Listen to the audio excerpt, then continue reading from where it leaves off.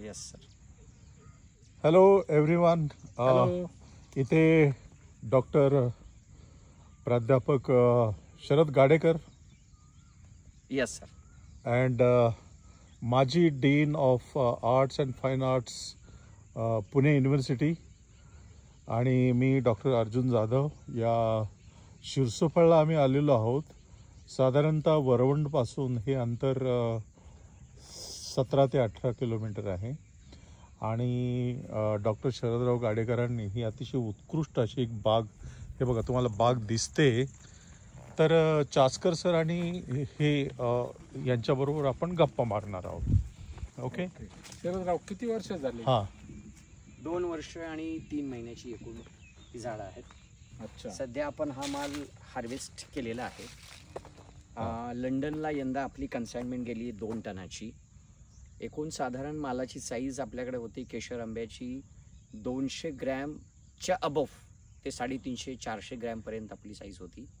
पूर्ण ऑर्गॅनिक मध्ये केलेला आहे. तो आंबा दाखवा ना, म्हणजे पूर्ण ऑर्गॅनिक मध्ये चासकर सरांना आंबा दाखवा. सर तुम्ही पण हात आपल्या दिशेला आता हार्वेस्टिंग ऑलरेडी झालेलं आहे. याची हार्वेस्ट केशर सगळा केशर का? सगळा केशर आहे.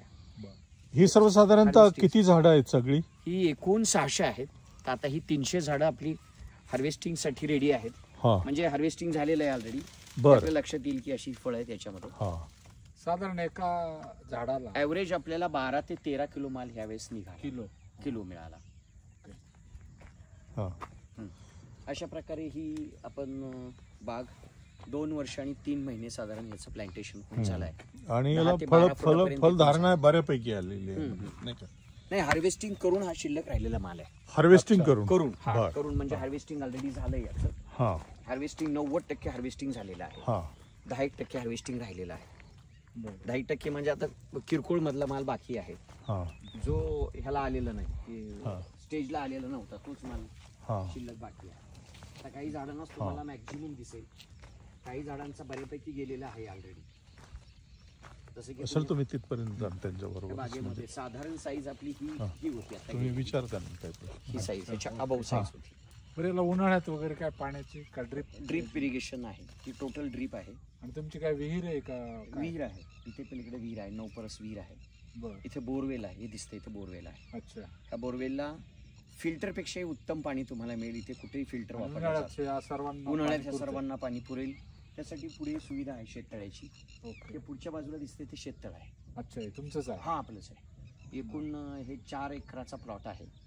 4 एकरामध्ये 1.5 एकरामध्ये साधारणपणे 300 झाडाचं प्लांटेशन ऑलरेडी झालेलं आहे. 600 झाडं म्हणजे 300 पलीकडची आहे ती छोटी आहे, ते आपल्याला दिसतीलच. आपण पुढे जाणार आहोत तर 300 झाडे आपल्याला दिसतीलच पुढे कसं आहे ते. हे किती वर्ष याचं लाईफ आयुर्मान साधारणपणे 20 वर्ष ते 16 वर्ष 20 वर्षापर्यंत आपली झाडं. हा कोणता प्रकार म्हटले तुम्ही आता? हा केशर. हा केशरच. म्हणजे हा सर्व केशर प्रकार आहे का वेगवेगळे प्रकार? नाही, केशरच प्रकार फक्त आपण लावलेला आहे. बरं, आता ही याची देखभाल करण्यासाठी तुम्ही मधून येताय का? कोणी असा माणूस वगैरे? नाही, मी नोकरदार असल्यामुळे माझं येणं फक्त इव्हिनिंग वॉक इथपर्यंत सीमित असतं. बाकी मॉनिटरिंग असतं. मी काहीही करत नाही शेतामध्ये. फक्त यंत्रणा लावून मी तयार करून घेतो. कारण ऍक्च्युअली फिजिकली आम्ही कुठल्याही प्रकारची ऍक्टिव्हिटी ह्यामध्ये करत नाही, दोघंही मिस्टर अँड मिसेस. फक्त आम्ही मॉनिटरिंग करून, आमच्याकडे भंडलकर नावाचा गडी आहे, तो हे सगळं प्लांटेशन, स्वच्छता, त्याचं हार्वेस्टिंग, त्याचं पेस्टिंग, त्याच्यानंतर ते पाणी कधी द्यायचं, हे सगळं तो पाहतो. पण याचा तुम्ही पूर्ण अगोदर अभ्यास केला असेल ना? हे प्लांटेशन करण्यापूर्वी साधारण त्याची निगा कशी राखायची, कोणत्या प्रकारे खत, तो बार आल्यानंतर कधी धरायचा, किंवा पुढे एक्सपोर्ट करण्यासाठीची काही यंत्रणा, ह्या गोष्टी तुम्ही ऑलरेडी अभ्यास केल्यानंतरच. ऍक्च्युली खरं तर तुमचा प्रश्न अगदी रास्त आहे की खरं तर एक्सपिरियन्स हाच माणसाला शिकवत राहतो. मी खरं तर ह्या आंब्याच्या बागेची संकल्पना आमच्या बंधूने मांडली. त्यानं एक औरंगाबादवरून 10-20 रोपटी आणली आणि लावू म्हटलं. ही मला म्हणजे माझी वाटणी भावाची करून ज्यावेळेस मला दिली, त्यावेळेस निकृष्ट दर्जाची जमीन माझ्या वाटेला तुम्ही पाहिलं तर ह्या जमिनीमध्ये कुठल्याही प्रकारचं पीक येऊ शकत नाही अशी जमीन आहे. हे जे दिसतंय तुम्हाला, हे मुरमाड म्हणजे अशा प्रकारचं. इथे पॉकलेन 210च्या मशीननं मी चारी घेतली अशी डायरेक्ट. ती चारी म्हणजे साधारण 5 फूट चारी घेतली आहे. त्याच्यामध्ये तांबडी आणि काळी माती मिक्स केली आहे आणि ऑर्गेनिक खत म्हणजे प्रामुख्यानं आपल्याला गाईचं जे शेणखत आहे ते आणि बकऱ्यांचे लेंडी खत हे मिक्स करून वापरलं गेलंय. त्यामुळं ह्या झाडांची ग्रोथ इतकी नॅचरली स्पीडने आहे आणि मूळ मुरमाड आणि अतिशय वस्ट जमिनीमध्ये या झाडांची ग्रोथ फास्ट होते आणि या आंब्याला गोडी येते, जी कम्पॅरेटिव्हली तुम्ही काळ्या जमिनीमध्ये जर लावलं त्याची गोडी आणि ह्याच्या गोडीमध्ये फरक असतो. कारण याच्यामध्ये जमिनीमध्ये असणारे जे काही मिनरल्स आहेत हे सगळे अगदी पॉवरफुल आपल्याला मिळतात. अशा प्रकारचे ह्या बागेमध्ये आपण हे करत असतो. इथे एक बोरवेल आपल्याला आहे, त्या बोरवेलमध्ये आपल्याला साधारणपणे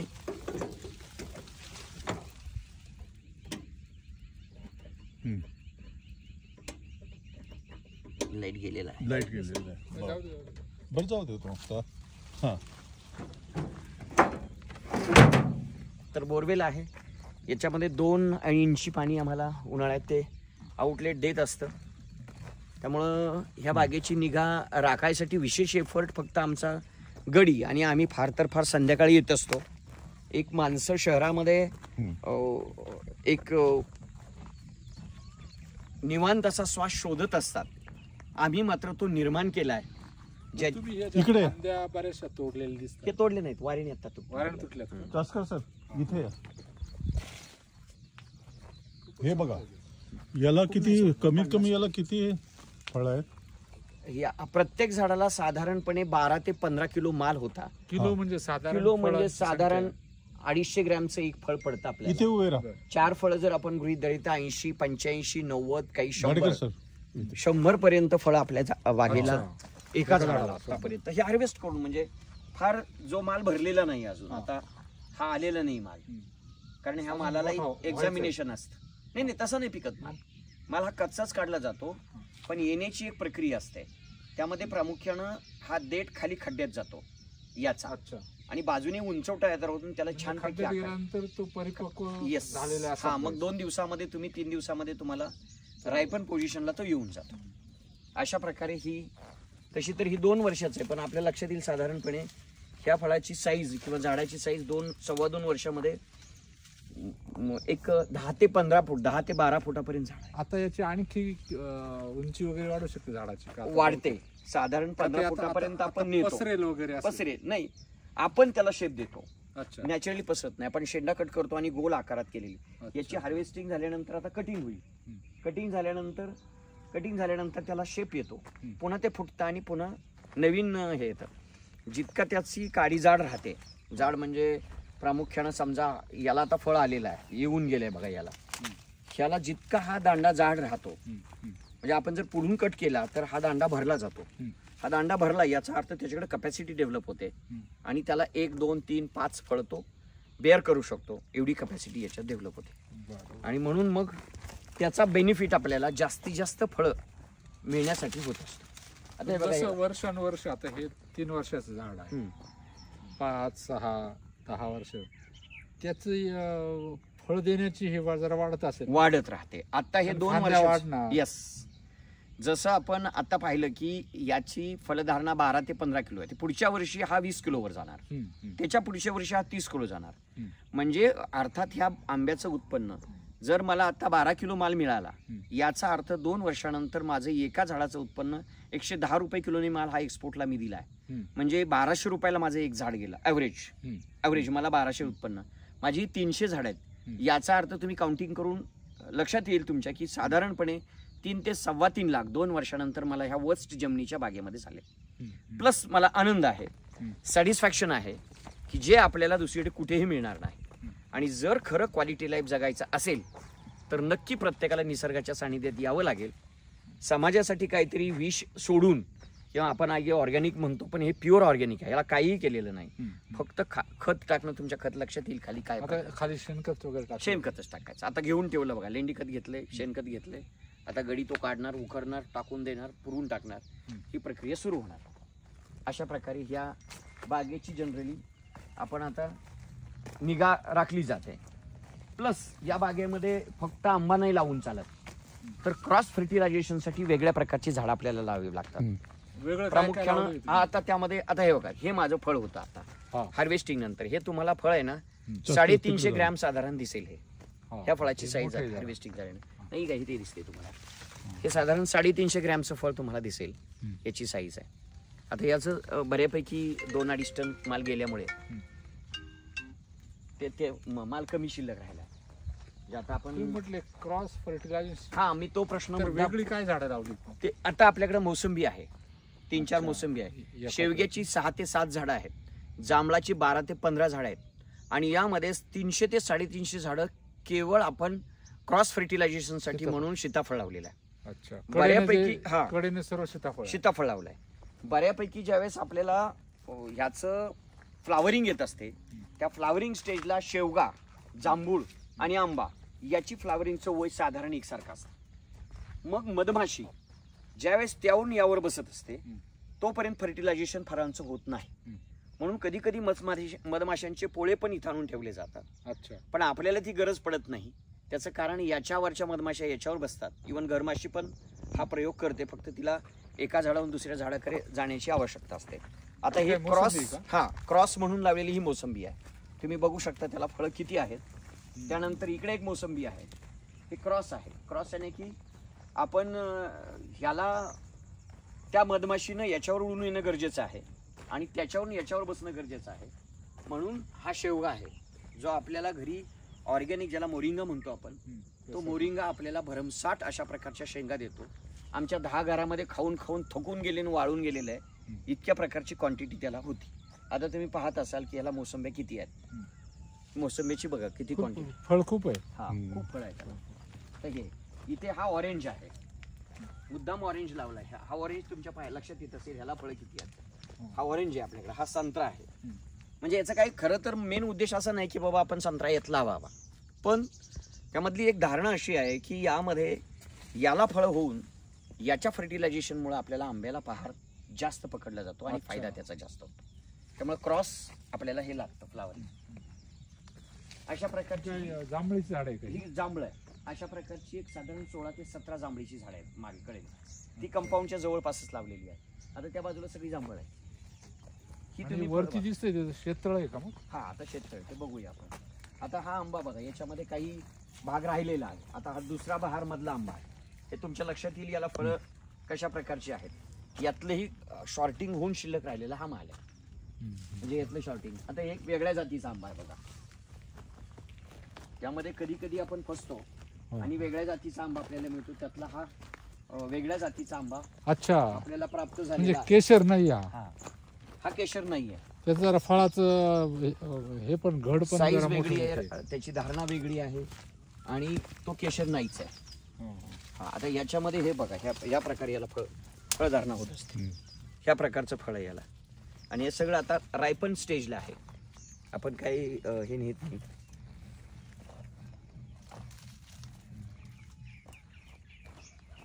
या प्रकारचं हे फळ, हे बघा, ही साईज आहे. आता मागच्या बहारमध्ये असल्यामुळे ही मागं- साईज मोठी आहे. ही साईज नाही, हीच हातला गेलाय ना सगळा, उर्वरित हा भाग आहे. म्हणजे एकदा हार्वेस्टिंग केलेलं आहे सर्वांचं. हा पूर्ण झालाय, म्हणजे 3 टन माल माझा गेलाय. आणि आता याच्यानंतर किती दिवसानं बाकी? आता एक 7-8 दिवसात येईल. हा 5-6 दिवसामध्ये फार तर फार येईल. मग त्यातून काही टप्प्याटप्प्याने जाणार? टप्प्याटप्प्याने जाणार. 2 टप्पे होतात साधारण, कधी कधी 3 होतात. हम्म. कारण ज्यावेळेस आपल्याला बहार येतो तो बहार ऍट अ टाइम येत नाही. हा, टप्पा. आणि जरी ऍट अ टाइम आला तर तो ऍट अ टाइम धारणा होत नाही. हम्म. कारण त्याला काही मग कमी पडतं, काहीला जास्त होतं, मग तो जळतो. आपण याला औषध जनरली मारत नाही. फक्त एक बोरान म्हणून जे ऑर्गॅनिकली आपल्याला अवेलेबल आहे ते मारलं जातं, जेणेकरून त्याच्यावर मधमाशी बसावी एवढंच पॉइझन असावं.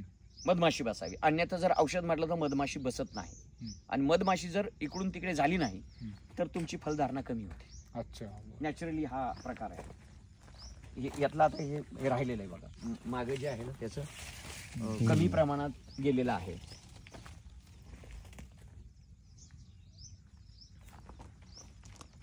याला आहे. इथं पण एक बोर आहे का?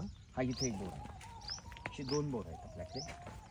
हे साधारण हे बघा, हे मालचं अजूनही 1 टनभर माल अंदाजे आहे. 500-700 किलो सहज असेल एवढा माल शिल्लक आहे. आता ही जी झाडं व्यापारी इथे येतात का मग? व्यापारी इथे 10 व्यापारी येऊन गेले. मग त्यांना ऑलरेडी टनावर किंमत ठरते का नाही, कसं असतं? आपल्या साईजवर आणि वजनावर. म्हणजे समजा काही 70 रुपये किलो मागतात. जर तुमचा माल हा एप्रिलमध्ये आला, एप्रिलच्या सुरुवातीला अक्षय तृतीया आधी जर माल असेल, जो जनरली लोक आणतात अक्षय तृतीयाच्या आधी, त्याचं कारण असं असतं की रेट चांगला मिळतो. पण त्यामध्ये कल्टार नावाचे एक ऑस्ट्रेलियन केमिकल आहे, ते टाकतात. जे टाकलं जातं औषध ह्याला नाही टाकलं जात, झाडाच्या बुडाने टाकलं जातं. मग झाडाला तो शॉक, एक प्रकारचा शॉक असतो, तो दिला जातो. शॉक दिला की इमिजिएट त्याला लगेच बहार येतो आणि फळं येतात. आणि म्हणून आपण म्हणतो की मार्चला येणाऱ्या फळाला रेट आपण घेतो 2000-3000 रुपये किलो. ते कल्टार लावलेलं असतं. पण अशा झाडाचं ऑर्गॅनिकली लाईफ जे आहे ते 10 वर्षापेक्षा कमी असतं. उदाहरणार्थ इंजेक्शन देऊन म्हशीचं दूध काढणं, तशा प्रकार हा आहे. आता हे जे झाड दिसतंय तुम्हाला, हे 11 महिन्याचं रोपट आहे माझं. हे किती महिन्याचं आहे माझ्या जंगलामध्ये? 11 महिन्याचं. 11 महिन्याचं रोपट आहे फक्त. ही 30 झाड आहेत ना वरची दिसत आहेत, 30 आहेत बघा.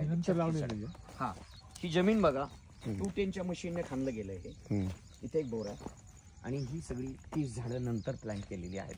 बाकीच्या आता आपण बघितली जे 250 झाडं जी आहेत ती जुन्या ह्याच्यातली आहेत, 2 वर्ष 3-4 महिन्याची आहेत.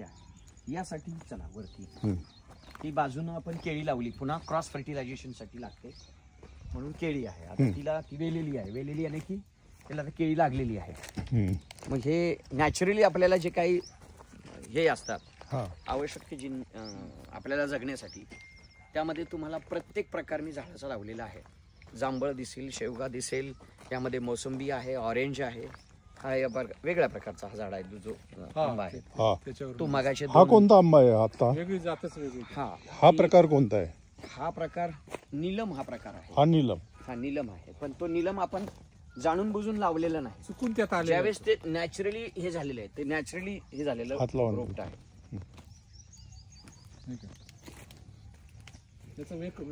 हा नॅचरली आलेला आहे. नाही म्हणजे ज्यावेळेस कलम केलं जातं बरं, त्याच्यात आलेलं आहे. कलम करताना ओरिजिनल जे झाड असतं आपलं रानटी झाड, त्या रानटी झाडाला कलम केलं जातं. पण ते तसंच ओरिजिनल राहिलं, ते कलम जळून गेलं आणि नंतर हे झाड उपलब्ध राहिलं. बरोबर. यालाही फळं आलेली आहेत आणि ती जातच पूर्णपणे वेगळी आहे. तिथे तोडायचंच नसतं. हा आंबा तोडण्याची जी वर सिस्टर हे बघा, नाही ह्याला हे केलेलं आहे ऑलरेडी, निसर्गाने दिले.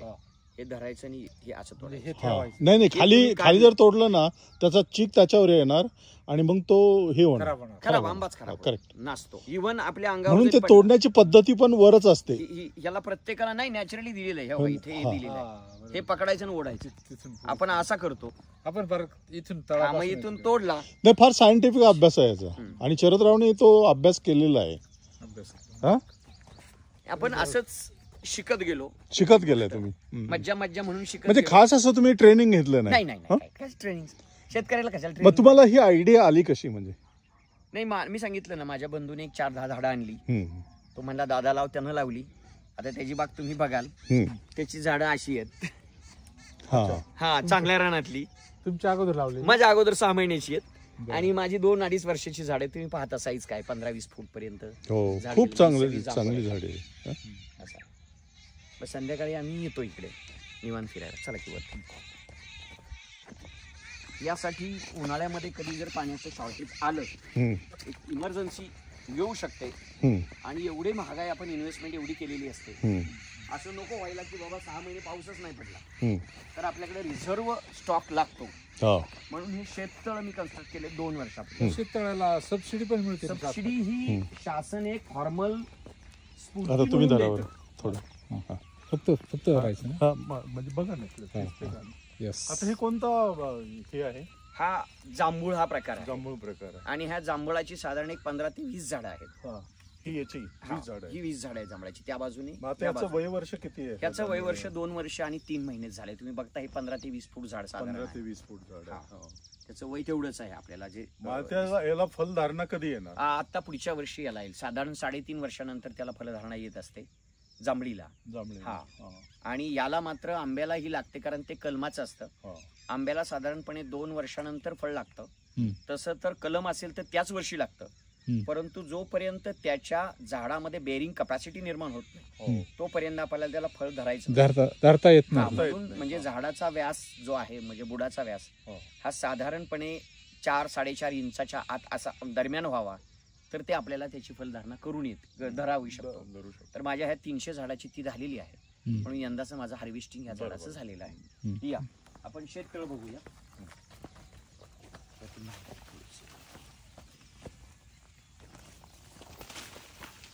या प्रकारचा दगड माझ्या जमिनीतून निघलेला आहे, जो की प्युअर जवळजवळ काळ्यापासूनचा इथला 210च्या मशीनने हे काढलेलं आहे. सर इथेच राहू द्या, जाताना घेऊन जाऊ. खाली यायचं आपल्याला. जाताना न्यायचं काही ते दगड दाखवा. हा जो आहे हा पूर्ण काळापासून माझ्या शेततळ्यात निघलेला आहे. जे खालची जी जमीन आहे ती अतिशय निकृष्ट दर्जाची आहे. ठीक आहे. तुमच्या चुलत्यांचे वगैरे हे चुलते माझे 3 नंबर चुलत्यांची जमीन आहे. ओके. हे मला 4.5 एकराचा पट्टा आहे, 4 एकराचा पट्टा आहे. तुमची म्हणजे अशी तुमची चुलत्याची अशी हा अशा वाटण्यात हे शेततळ आहे. शेततळ हे तुमचंच आहे का चुलत्यांचं? नाही नाही, हे जे कंपाऊंड दिसतंय 4 एकराचं, हे शरद अंबादास गाडेकर हे एकट्याच्या वाटण्यावर आलेली जमीन आहे. त्यातलं अर्धा एकर मी शेततळ केलंय. अर्ध्या एकरामध्ये म्हणजे साधारणपणे तुमच्या साईज पाहिली की लक्षात येईल, पाणी त्यातलं लक्षात येईल, आणि उर्वरित आंबा पण तुमच्या लक्षात येईल. जो मी एक 6-7 महिने झाले, गेल्या ऑगस्टच्या दरम्यान मी त्याचं प्लांटेशन केलेलं आहे. आता ते झाड साधारणपणे एक 8-9 महिन्याचं झालंय. 8 ते 9 महिन्याचं साधारण आपण पकडूया, कारण ऑगस्ट म्हटलं तर 10 महिने, 9 ते 10 महिन्याचे आहे. तेही तुम्ही पाहू शकाल, आपल्याला ते दिसेलच. आणि ते झाडे बऱ्यापैकी माझं हे झालेलं आहे, डेव्हलप झालेलं आहे. तर आपण शेततळ बघूया ते कसं केलंय, त्यातलं पाणी धारणा किती आहे. बरोबर आहे.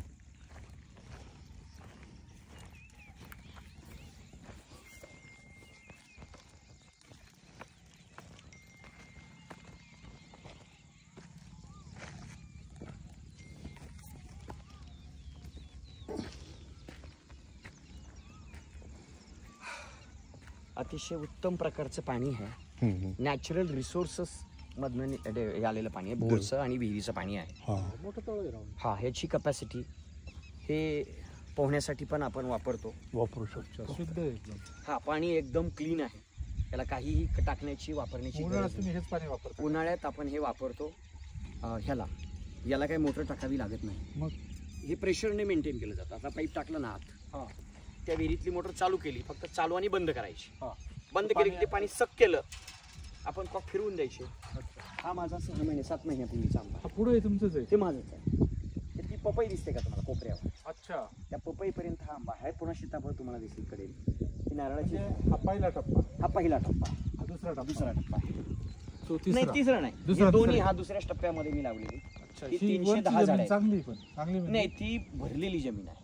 याला लेवल मारून मी अशा प्रकारच्या जमिनीचं रूपांतर हे चांगल्या जमिनीमध्ये करून घेतलंय. याच्यामध्ये आंतरपीक म्हणून मी आता कांदा काढला. 12 रुपयांनी कांदा माझा गेलाय. 76,000 बिल आला आता काल आले. या मधल्या जो गॅप दिसतोय ना आंब्याचा, त्या मधल्या गॅप मध्ये आता पुन्हा टोटल तुमच्या वाट्यावर ही 4.5 एकर. 4 एकर पट्टा अशी कडेने एक 10-12 फुटाचा रस्ता ठेवलाय. आणि हा आता हे तुम्हाला बघ दिसेल, ही जी 5 रोपं दिसत आहेत, 1, 2, 3, 4, 5, याला 12माही आंबा म्हणतात. म्हणजे तुम्ही कुठल्याही सीझनला आलात तरी त्याला आंबे दिसतील. आता त्याला बहार आहे, मोहर आहे. मोहर आहे याचा अर्थ असा आहे की त्याला आता फळं लागली. म्हणजे तुम्ही उन्हाळ्यात जरी आला आणि पावसाळ्यात आले तरी त्याला आंबा कैरी दिसणार आहे. अशा प्रकारची 5 रोपडी आहेत. यानंतर क्रॉस फर्टिलायझेशन इथे चिक्कू टाकलेला आहे. पूर्ण नारळाची ही आहे. पुन्हा केळी तुम्हाला दिसेल. याच्यात पोहायला म्हणजे तुम्ही 4 एकर फक्त बागच केली 4 एकर. मला एकूण 8 एकर क्षेत्र आहे. वरती 1 एकर आहे. इथे म्हणजे 5 झालं.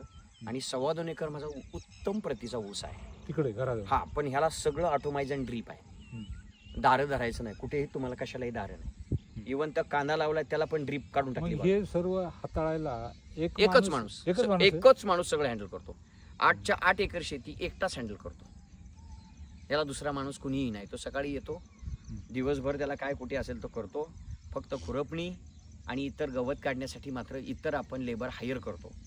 पण इतर पाणी देणं, त्याला दारी, इतर काय झालं मध्ये आधी काय हार्वेस्टिंग, ही सगळी कामं एकच व्यक्ती हँडल करतो. 8च्या 8 एकर क्षेत्र म्हणजे 7.5 एकर माझं ओलिता खाली आहे. तेवढे क्षेत्र व्हेरी गुड. तुम्हीच प्रयोग केलेला दिसतोय. तुम्ही जे म्हणला ना परवाचा व्हिडिओ, समोर दिसते तो व्हिडिओ. असं ठीक आहे, टावर खांबा आहे ना, टावर खांबाचा व्हिडिओ. ठीक आहे, असं ओढलेलं दिसते ना. ठीक आहे, तिथे खालच्या बाजूला ओढा आहे. ते रेल्वे स्टेशन आहे. ते रेल्वे स्टेशन समोर दिसतंय ना, हो. तो मंदिर दिसतंय का, हो. ते रेल्वे ट्रॅक आहे हा. अच्छा, बारामती. हा बारामती लोकल हा रेल्वे ट्रॅक आहे, दिसतोय समोर तुम्हाला, दिसतोय ना, हा रेल्वे ट्रॅक आहे. आता बारामती किती अंतरावर आहे इथून? इथून नाही, इथून बारामती, ह्या बाजूला बारामती आहे. हा. इथून ह्या रस्त्याने आपण जर गेलो तर हे विमानतळ साधारण 12व्या किलोमीटर आहे. अच्छा, विमानतळ 12 म्हणजे किलोमीटर. सासवडचं ते? नाही सासवडचं नाही, बारामतीला एक एव्हिएशन सेंटर आहे. अच्छा, त्याला विमानतळच म्हणतो कारण विमानं तिथं आहेत. 25. तर आपण मुलाखत या ठिकाणी संपूया. धन्यवाद. तुम्ही खूप छान प्रकारे माहिती दिली. चासकर सर पण या ठिकाणी होते, त्यांनी चांगले प्रश्न विचारले आणि शरदराव गाडेकरांचं जे शेती ॲग्रिकल्चर जे आहे त्यांनी खूप चांगलं केलं. खूप चांगलं केलेलं आहे आणि प्रगतिशील शेतकरी म्हणून देखील तुम्ही नावरूपाला आलेला आहात आणि प्राचार्य म्हणून कदाचित तुम्ही नावरूपाला याल भविष्यात असं वाटतं. तर मग इथेच असतील. हा, इथे तुम्हाला शुभेच्छा धन्यवाद पुढील सर. प्रवासासाठी. तुम्ही आलात, आणि माझ्यासाठी फार आनंदाची बाब आहे. माझे सगळे गुरुवरी इथं आलेत, ही माझ्यासाठी फार अभिमानाची आणि आनंदाची बाब आहे. हा असा जनरली योग येत नाही, पण ही एक मला असं नाही दुग्ध शर्करा योग आहे. काही निमित्ताने माणूस येतो आयुष्यात, काही क्षण आपल्या Right. लक्षात राहत असतात, बरोबर. काही क्षण विस्मरणाच्या पटलावर असतात. वा, त्यातले वा. काही क्षण माझ्या विस्मरणात कधी जाणार नाहीत, असे एक क्षण माझ्या आयुष्यातले आहेत. थँक्यू. तुम्ही आलात त्याबद्दल मनापासून ऋण व्यक्त करतो. Thank you. नक्की यावं पुन्हा अशी अपेक्षा व्यक्त करतो. आपण मुलाखत घेतलीत, व्हिडिओ तयार केल्याबद्दल आपलं धन्यवाद व्यक्त करतो. हो, थँक्यू व्हेरी मच. हा, चलो. Okay, bye.